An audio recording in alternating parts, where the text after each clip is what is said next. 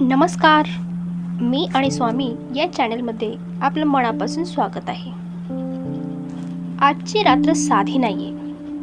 ही ती रात्र आहे ज्या रात्री महादेव स्वतः भक्तांच्या घराकडे पाहतात. महाशिवरात्रीची एक रात्र. आणि जर या रात्री शिवलिंगाची पूजा योग्य पद्धतीने जर केली तर आयुष्यात असलेले जे अडथळे असतात, अडकलेली प्रत्येक गोष्ट असते ती हळूहळू सुटू लागते. पण अनेक लोक महाशिवरात्रीची पूजा करतात, पण तरीसुद्धा त्यांना अपेक्षित फळ मिळत नाही. कारण पूजा असते पण पद्धत चुकीची असते, मंत्र असतो पण त्याचा भाव चुकीचा नसतो, आणि वेळ असते पण त्याची श्रद्धा नसते. मी आजच्या या व्हिडिओमध्ये मी तुम्हाला सांगणार आहे की महाशिवरात्रीची शिवलिंगाची अशी पूजा जी शास्त्रानुसार आहे, परंपरेनुसार आहे, आणि सर्वात महत्त्वाचं म्हणजे महादेवांना प्रिय आहे. या एका व्हिडिओमुळे तुम्हाला मिळणार आहे शिवलिंग पूजेसाठी लागणारी तयारी, अभिषेकाचे योग्य पद्धत, कोणते मंत्र म्हणायचे आहेत आणि कोणता नैवेद्य अर्पण करायचा आहे, आणि महाशिवरात्रीच्या रात्री नेमकं काय केल्याने महादेव लवकर आपल्याला प्रसन्न होतील. म्हणूनच हा व्हिडिओ शेवटपर्यंत नक्की ऐका, कारण कधी आयुष्य बदलायला फक्त एका रात्रीची श्रद्धा पुरेशी असते. चला तर मग सुरू करूयात. ओम नमः शिवाय. तर भक्तांनो, महाशिवरात्री म्हणजे केवळ एक सणच नाहीये, ही आत्म्याची जागृती आहे. संपूर्ण वर्षात अशी एकच रात्र येते ज्या रात्री शिवतत्व पृथ्वीच्या सर्वात जवळ असते. आणि शास्त्र सांगतं की या रात्री भगवान शंकर ध्यानस्थ नसतात, तर भक्तांच्या प्रत्येक हाकेकडे लक्ष देत असतात. म्हणूनच या रात्री केलेली छोटीशी पूजा सुद्धा मोठ्या तपश्चर्येचं आपल्याला फळ देत असते. आणि महाशिवरात्री ही अंधारातला प्रकाश आहे. ही रात्र आपल्याला सांगत असते की तुझं आयुष्य कितीही अडचणीत असो, जर तू शिवाला, शंकराला शरण गेलास तर तुझ्या जीवनातील अज्ञान, दुःख आणि भीती हळूहळू नष्ट होऊ लागेल. तर भक्तांनो, या दिवशी शिवलिंग आणि शक्ती एकरूप झाले, म्हणूनच या रात्री शिवलिंगाची पूजा केली जाते. तर केवळ बाहेरचीच नाही तर आतली शुद्धी सुद्धा घडत असते आपल्या. या महाशिवरात्री आपल्याला एक गोष्ट नक्की शिकवते, ते म्हणजे त्याग, संयम आणि श्रद्धा. जो या तिन्ही गोष्टी शिवचरणी अर्पण करतो ना, त्याच्यावर महादेव कधीही दुर्लक्ष करत नाही. म्हणूनच भक्तांनो, ही रात्र झोपेत घालवू नका. ही रात्र शिव नामस्मरणात घालवा, कारण महाशिवरात्रीची एक जागृत रात्र आपल्या आयुष्यभराचं ओझं हलकं करू शकते. तर भक्तांनो, अनेकांना वाटतं शिवलिंग म्हणजे फक्त एक दगडच आहे, पण सत्य असं आहे की शिवलिंग म्हणजे संपूर्ण सृष्टीचं रहस्य आहे. शिवलिंगाला सुरुवात नाही, शेवट नाही. जसं महादेव अनादी आणि अनंत आहेत ना, तसंच शिवलिंग आपल्याला शिकवते की जन्म आणि मृत्यूच्या पलीकडे काहीतरी आहे. तर भक्तांनो, शिवलिंगाच्या गोलाकार रूपात संपूर्ण ब्रह्मांड दडलेलं आहे आणि त्यांच्या आधारात स्थिरता आहे. म्हणजेच आयुष्य कितीही हालचालीचं असलं तरी शिवतत्व स्थिर असतं. महाशिवरात्रीच्या दिवशी शिवलिंगाची पूजा केल्यावर केवळ फक्त बाहेरच नाही तर आपल्या आतला जो अहंकार सुद्धा असतो ना, तो वितळतो. कारण शिवलिंग फक्त पूजेतच आपण वागतो, आणि जेव्हा आपण वागतो ना, तेव्हाच आपल्याला कृपा सुरू होत असते. शास्त्र सुद्धा सांगते की शिवलिंगावर अर्पण केलेला प्रत्येक थेंब आपल्या कर्माचं ओझं कमी करत असतो. पाणी, दूध, बेलपत्र हे फक्त द्रव्यच नाहीत, हे आपली श्रद्धा आहेत. म्हणूनच महाशिवरात्री शिवलिंगासमोर उभं राहिलंस तर फक्त काही मागू नका, आधी स्वतःला अर्पण करा. कारण महादेवांना वस्तूच नाहीत तर आपला भाव हवा असतो. महाशिवरात्रीची पूजा सुरू करण्यापूर्वी सर्वात महत्त्वाची गोष्ट म्हणजे ती असते तयारी. कारण तयारी नसेल तर पूजा केवळ विधी राहते. या दिवशी सकाळी लवकर उठा, स्नान करा. स्नान करताना मनात एकच भाव ठेवा, आज मी माझ्या अंतःकरणाची शुद्धी करणार आहे. आणि स्वच्छ कपडे, साधे कपडे परिधान करा. काळे किंवा फारच चकचकीत कपडे टाळा. घरातील देवघर स्वच्छ करा. फक्त धूळ नाही तर आपल्या मनातील नकारात्मकता सुद्धा स्वच्छ दूर करा. घरात वाद करू नका, राग करू नका, कटू शब्द सुद्धा टाळा. कारण जिथे अशांतता असते तिथे शिवतत्व स्थिर होत नाही. पूजेपूर्वी थोडा वेळ शांत बसा, डोळे बंद करा आणि मनात म्हणा, महादेवा, आज मी जे करणार आहे ना ते सर्व तुझ्यासाठी आहे. आणि भक्तांनो, पूजेला बसताना मनात कोणतीही भीती ठेवू नका. काही चूक होईल का याची चिंता करू नका.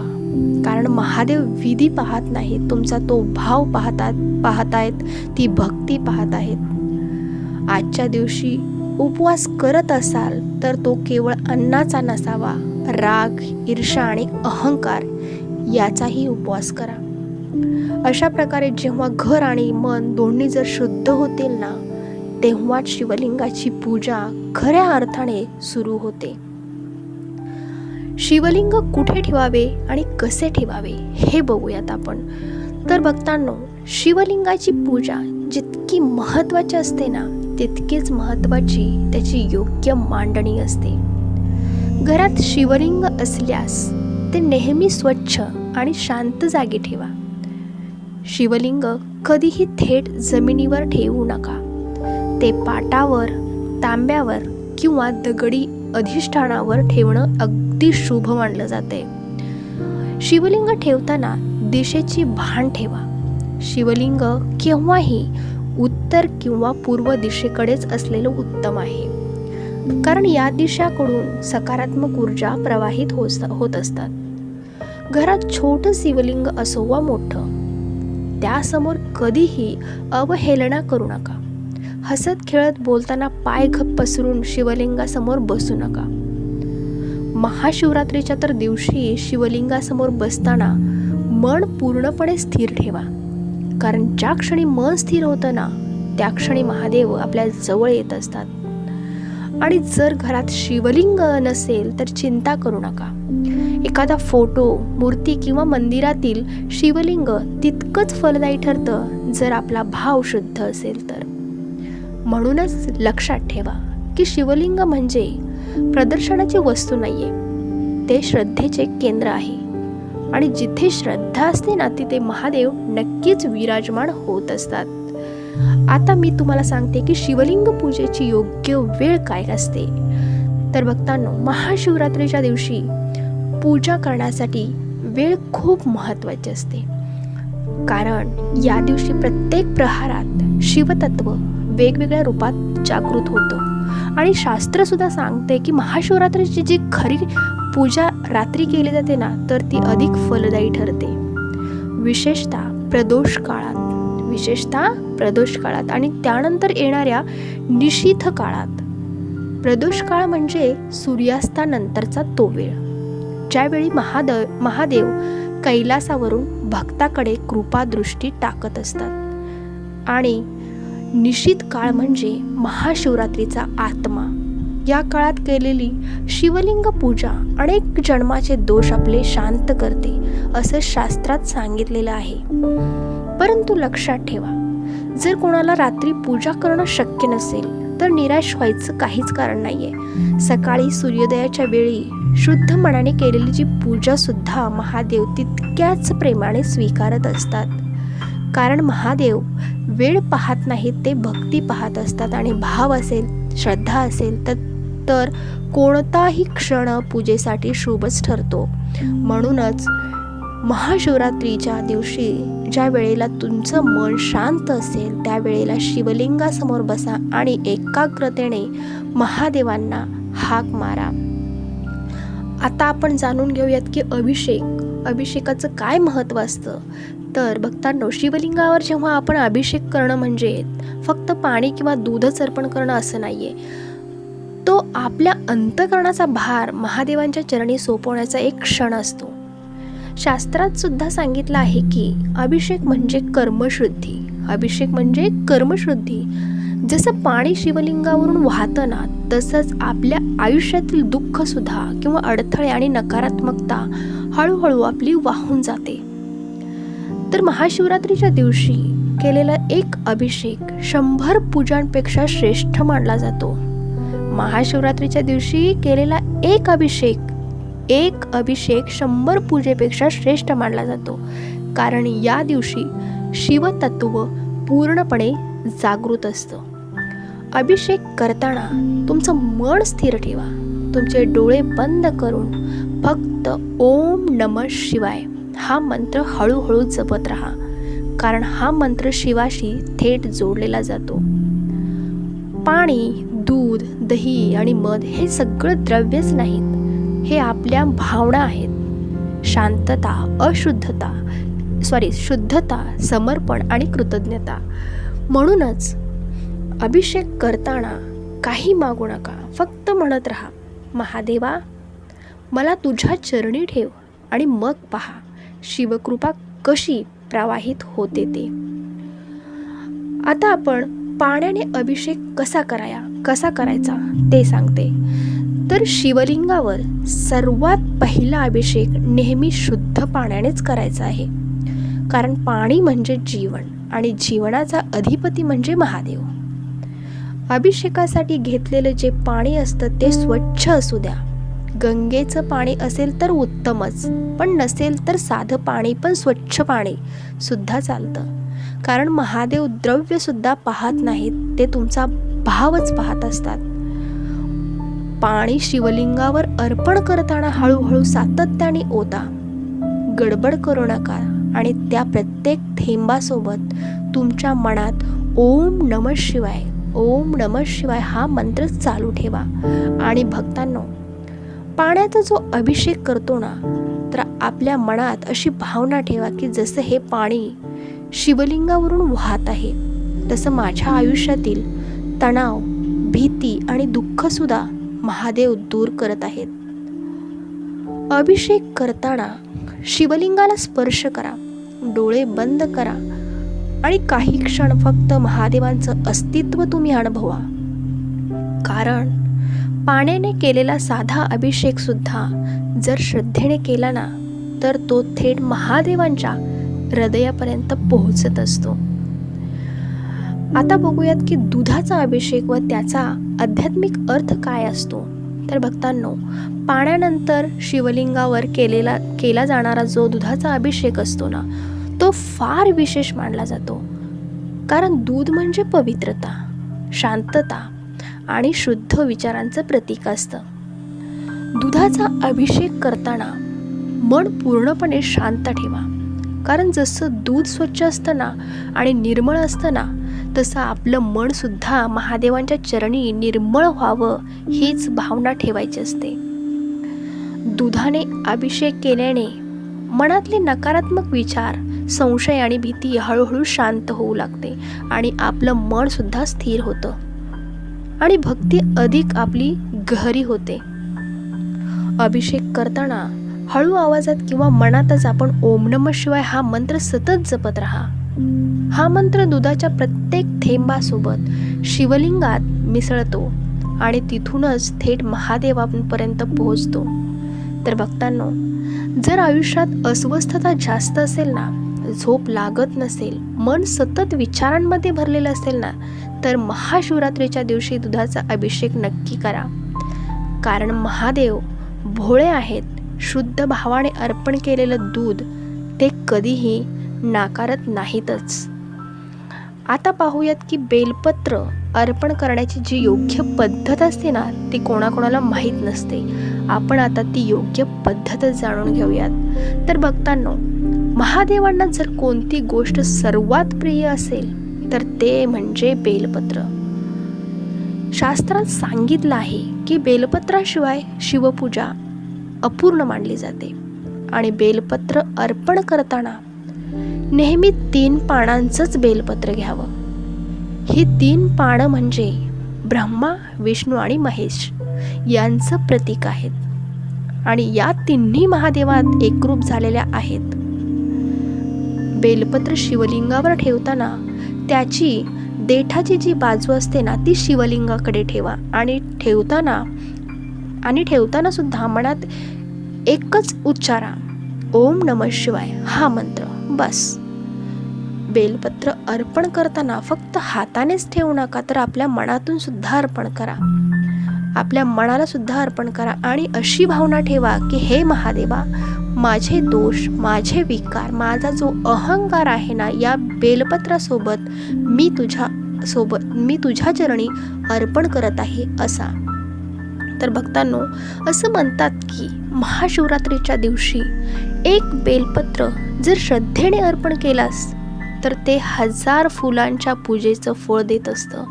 म्हणूनच बेलपत्र कमी असलं तरी चालेल, पण तुमचे जे भाव आहेत ते कमी नसावेत. कारण भाव असेल तर महादेव नक्कीच प्रसन्न होत असतात. तर आता बघूयात शिवलिंगावर काय अर्पण करायचं नाही.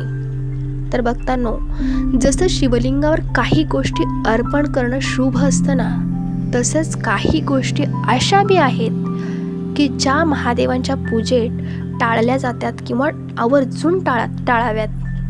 सर्वात आधी लक्षात ठेवा, तुळस कधीही शिवलिंगावर अर्पण करू नका.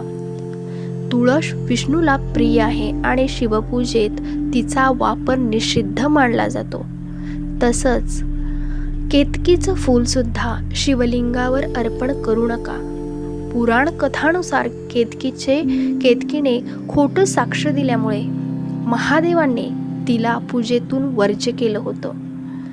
शिवलिंगावर कडू, आंबट किंवा तिखट पदार्थ अर्पण करू नका, कारण महादेवांना साधेपणा आणि सात्विकता खूपच प्रिय आहे.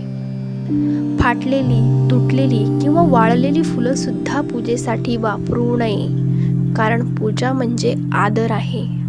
आणखीन एक गोष्ट महत्त्वाची आहे, अभिषेक करताना शिवलिंगावर शंख वापरू नका. शंख विष्णू पूजेसाठी आहे, शिवपूजेसाठी नाही. आणि लक्षात ठेवा, महादेव भोळे असले तरी पूजा ही शुद्ध आणि योग्यच असावी, कारण योग्य विधी आणि शुद्ध भाव जर असेल ना, दोन्ही एकत्र आले ना की शिवकृपा आपल्याला नक्कीच मिळत असते. तर महाशिवरात्रीचा मुख्य मंत्र आणि जप काय असतो? तर भक्तांनो, महाशिवरात्रीच्या दिवशी संपूर्ण पूजेचा केंद्रबिंदू एकच मंत्र आहे आणि तो म्हणजे ओम नमः शिवाय. ओम नमः शिवाय हा मंत्र पंचाक्षरी आहे, पंचमहाभूताचं प्रतीक आहे. पृथ्वी, जल, अग्नी आणि वायू आणि आकाश हे 5ही तत्व या मंत्रात एकरूप झालेले आहेत. आणि भक्तांनो, ओम नमः शिवाय म्हणणं म्हणजे स्वतःचा अहंकार शिवचरणी अर्पण करणं असा याचा अर्थ आहे. महादेवा, मी तुझ्या चरणी नतमस्तक आहे असा अर्थ आहे त्याचा. आणि महाशिवरात्रीच्या दिवशी हा मंत्र किमान जर 108 वेळा जर जप करा. जप माळेने केला तर उत्तमच आहे, नसेल तर बोटांवर मोजला तरी चालेल. कारण महादेव साधना पाहत नाहीत, तुमच्या आतला जो भाव असतो ना तेच पाहत असतात. आणि जप करताना डोळे बंद ठेवा आणि आपल्या श्वासावर फक्त लक्ष द्या. आणि प्रत्येक आपल्या श्वासासोबत मनात किंवा ओठांनी ओम नमः शिवाय म्हणत राहा. हा जप करताना काहीच मागू नका, फक्त स्वतःला शिवनामात विरघळून द्या. कारण जेव्हा भक्त स्वतःला विसरतो ना, तेव्हाच महादेव त्याला स्वीकारतात. असं म्हणतात की महाशिवरात्रीच्या दिवशी शुद्ध मनाने केलेला एक माळी जप सुद्धा अनेक जन्माचं पापक्षालन सुद्धा करत असतो. तर आता भक्तांनो, रुद्राभिषेकाचा अर्थ व महत्त्व काय असतं ते मी सांगते. तर रुद्राभिषेक म्हणजे फक्त एक विधीच नसते, तो आत्मशुद्धीचा आणि दुःख नाशनाचा मार्ग असतो. रुद्र म्हणजे जो रडवणारी दुःख नष्ट करतो आणि अभिषेक म्हणजे स्वतःला पूर्णपणे समर्पित करतो. म्हणजेच रुद्राभिषेक म्हणजे आपली वेदना, आपलं ओझं महादेवांच्या चरणी सोपवणं असतं. महाशिवरात्रीच्या दिवशी केलेला रुद्राभिषेक अत्यंत प्रभावी मानला जातोय, कारण याच दिवशी शिवतत्व पूर्णपणे जागृत होत असतं आणि महादेव प्रत्येक मंत्र ऐकत असतात. रुद्राभिषेक करताना रुद्र सुक्ताचे मंत्र म्हटले जातात, पण मंत्र पठण नसले तरी घाबरू नका. फक्त ओम नमः शिवाय या एका मंत्राने सुद्धा रुद्राभिषेक पूर्ण होत असतो. आणि अभिषेक करताना मनात अशीच भावना ठेवा की महादेवा, हे महादेवा, माझ्या आयुष्यातील सर्व संकट, आजार आणि अडथळे मी तुझ्या चरणी अर्पण करतोय. तर भक्तांनो, असं म्हणतात की रुद्राभिषेकाने नवग्रह दोष शांत होतात आणि मानसिक तणाव जो असतो ना तो कमी होतो आणि आपल्या घरात शांतता नांदते. म्हणूनच महाशिवरात्रीच्या दिवशी एकदा तरी रुद्राभिषेक नक्की करा, कारण जेव्हा रुद्र शांत होतं ना तेव्हाच आनंद उतरत असतो. तर शिवाला कोणता नैवेद्य अर्पण करावा? तर महादेवांना नैवेद्य अर्पण करताना भव्यतेपेक्षा भाव महत्त्वाचा असतो, कारण भोलेनाथ साधेपणातच प्रसन्न होतात. महाशिवरात्रीच्या दिवशी शिवाला सात्विक नैवेद्य अर्पण करा, जसे की दूध, मध, साखर आणि फळे, किंवा फक्त पाणी सुद्धा चालतं, कारण महादेवांना वस्तू नाही, तुमचा भाव आणि भक्ती हवी असते. दूध आणि मध अर्पण करताना मनात अशी भावना ठेवा की हे महादेवा, माझ्या आयुष्यातील जी कटुता आहे ती मी तुझ्या कृपेने गोड होऊ दे. फळांचा नैवेद्य अर्पण करताना स्वतःच्या कर्माची फळं महादेवांच्या चरणी ठेवत असल्याची भावना ठेवा. चांगलं वाईट सगळं शिवचरणी सगळं समर्पित करा. भस्म किंवा विभूती अर्पण करणं खूप पवित्र मानलं जाते. भस्म आपल्याला आठवण करून देतो की सर्व काही नश्वर आहे आणि शिवतत्व मात्र अजर अमर आहे. तर भक्तांनो, नैवेद्य अर्पण करताना काही विशेष पदार्थाची काहीही गरज नाहीये. घरात जे आहे ते शुद्ध मनाने अर्पण केलंस तर महादेव ते स्वीकारतात. कारण लक्षात ठेवा, जिथे आपली भक्ती असते ना तिथे महादेव आपोआपच येत असतात. तर महाशिवरात्रीचा उपवास का करावा? का केले जातात महाशिवरात्रीचे उपवास? तर भक्तांनो, महाशिवरात्रीचा उपवास फक्त अन्न न खाण्यासाठी नसतो, तो देहापेक्षा आत्म्याला महत्त्व देण्याचा दिवस असतो. उपवास म्हणजे शरीराला थोडा विराम देणं आणि मनाला शिवचरणी स्थिर करणं. या दिवशी पोट रिकामं ठेवण्यापेक्षा मन शुद्ध ठेवणं अधिक गरजेचं आहे. महाशिवरात्रीचा उपवास करताना राग, द्वेष आणि जो मत्सर असतो ना याचाही उपवास करा. कारण फक्त अन्न सोडूनच वाईट विचार ठेवले तर उपवास अपूर्ण राहतो. आणि शास्त्रात सुद्धा सांगितलं आहे की या दिवशी जर उपवास केल्याने मनावर नियंत्रण येतं, इंद्रिये शांत होतात आणि आपली भक्ती सुद्धा अधिक खोलपणे जात असते. आणि पूर्ण उपवास शक्य नसेल तर हलका फलाहार करा, पण शिवनामस्मरण थांबवू नका, कारण महादेवांना तुमची मर्यादा माहीत असते. लक्षात ठेवा, महाशिवरात्रीचा उपवास कोणावरही ओझं नसावा, तो आनंदाने, श्रद्धेने केलेला समर्पण असावा. कारण जेव्हा भक्त स्वतःला थोडंसं थांबवतो ना तेव्हाच त्याच्या आयुष्यात गती येत असते. आता बघूयात महाशिवरात्रीचे जागरण का करावे. तर भक्तांनो, महाशिवरात्रीचं जागरण फक्त रात्रभर झोपणं नाही, ते अज्ञानातून ज्ञानाकडे जाण्याचा प्रवास आहे. रात्र म्हणजे अंधार आणि जागरण म्हणजेच त्या अंधारात शिवनामाचा दिवा पेटवणं आहे. म्हणूनच या रात्री जागं राहून शिवनामस्मरण केलं तर अंतःकरणातून उजळून निघतो. शास्त्र सुद्धा सांगते की महाशिवरात्रीच्या रात्री शिवतत्व पूर्णपणे सक्रिय असतं. यावेळी केलेला जो जप असतो ना, स्तोत्र पाठ असतो ना आणि ध्यान जे असतं ना, ते अनेक पटींनी आपल्याला फळ देत असतं. जागरण करताना भजन, मंत्र जप, शिवमहिम स्तोत्र किंवा फक्त ओम नमः शिवाय हा एकच जप जरी केला ना, तरी महादेव प्रसन्न होतातच. आणि संपूर्ण रात्र जागरण शक्य नसेल तर किमान काही वेळ शिवचिंतनात घालवा.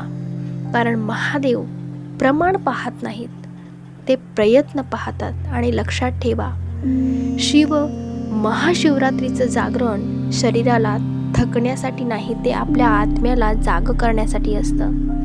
तर भक्तांनो, ज्या रात्री तुम्हाला स्वतःला जाग ठेवता येतं ना, त्या रात्री महादेव तुमच्या आयुष्याची झोप उडवणारी दुःख दूरच करत असतात. तर भक्तांनो, पूजेत झालेल्या काही चुका असतील तर त्या कशा भरून काढायच्या? तर अनेक वेळा मनात एक भीती असते की पूजेत काहीतरी चूक झाली असेल ना, मंत्र तर चुकला असेल, विधी नीट झाला नसेल तर महादेव रागवतील का? तर भक्तांनो, पण लक्षात ठेवा, महादेव भोळे आहेत. ते चुका आपल्या शोधत बसत नाहीत, ते भक्तांचं मन पाहत असतात. आणि पूजेत काही चूक झाली, काही विसरलं गेलं असेल किंवा योग्य क्रम पाळता आला नसेल तरी घाबरू नका. फक्त शिवलिंगासमोर दोन्ही हात जोडा आणि डोळे बंद करून आणि मनापासून म्हणा की क्षमस्व महादेवा, अज्ञानाने काही चूक झाली असेल तर मला माफ करा. ही एक ओळ फक्त हजारो मंत्रापेक्षा प्रभावी आहे. कारण यात अहंकार आपला नसतो, फक्त नम्रता असते. आणि शास्त्रात सुद्धा तेच सांगितले, जिथे नम्रता असते तिथे महादेव स्वतः कृपा करत असतात आणि चुकांचा भार स्वतःच दूर करत असतात. म्हणून लक्षात ठेवा, पूजेत परिपूर्णता नाही तर प्रामाणिकता हवी आहे. भाव शुद्ध असेल तर महादेव कधीही दूर जात नाही. तर पूजा झाल्यानंतर काय करायचं? तर पूजा संपली म्हणजे महादेवांशी नातं सगळं संपलं असं नाही. खरी शांती तर पूजेनंतरच सुरू होते.